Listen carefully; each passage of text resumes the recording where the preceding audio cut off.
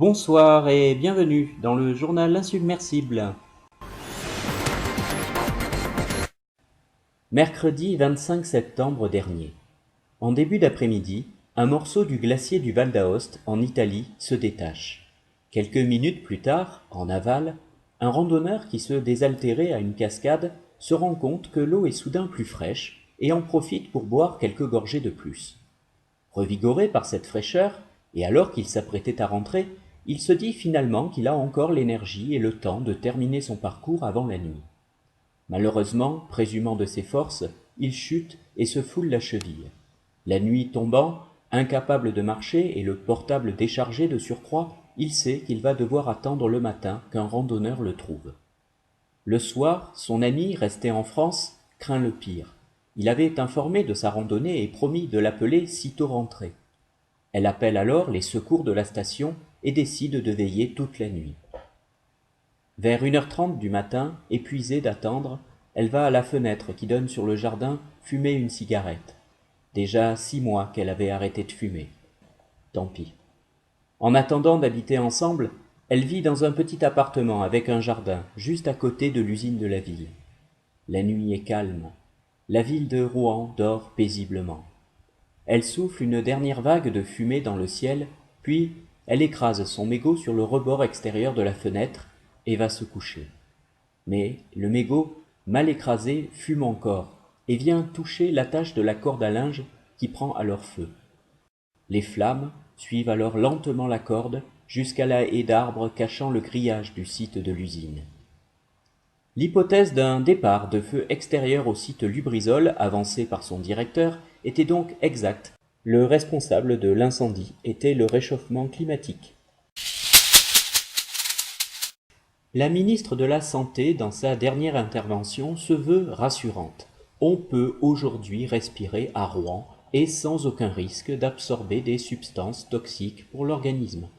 Par contre, il est vrai qu'à long terme, des douleurs dans le dos pourront apparaître si les bouteilles d'oxygène portées toute la journée sont trop lourdes. Alors, on ne sait toujours pas ce qui a brûlé exactement sur le site Lubrizol.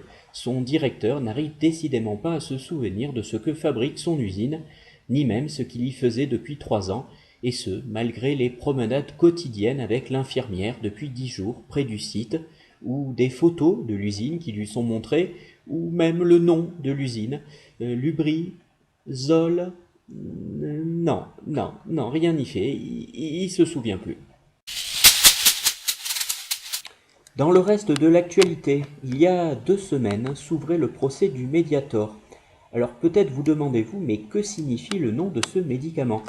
Eh bien, je vais regarder dans ce dico parce que j'en sais pas plus que vous. Alors,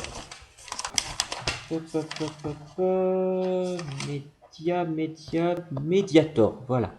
Alors, négociateur humaniste, envoyé du présent par un pays européen et chargé de la protection militaire d'un pays étranger, en échange de richesses de celui-ci, pétrole, or, etc. Oui, ouais, c'est pas ça.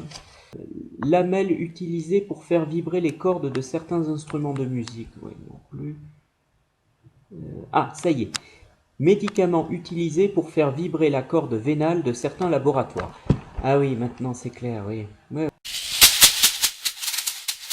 Au moment où l'on reparle en France de l'accueil des réfugiés, une bonne nouvelle pour tous les réfugiés syriens arrivés depuis 2 ans. Si la bombe qui est tombée sur votre maison était une bombe française, et seulement, c'est important si vous avez gardé le bon de livraison, désormais vous êtes français par l'Alliance.